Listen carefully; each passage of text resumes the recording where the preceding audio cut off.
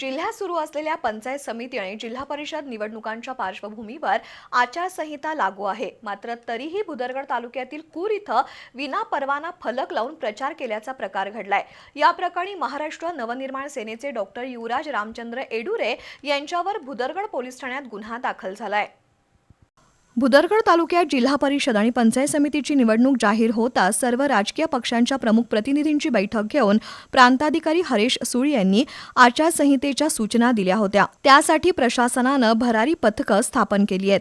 दरम्यान 29 जानेवारी 2026 रोजी रात्रीच्या सुमारास भरारी पथकाला कूर गावातील गणपती मंदिरासमोर विजेच्या खांबावर डॉक्टर युवराज एडुरे यांनी आपला फोटो आणि प्रचार शुभारंभाचा डिजिटल प्रचार फलक तसंच पक्षाचा झेंडा परवाना सार्वजनिक ठिकाणी लावल्याचं निदर्शनास आलं.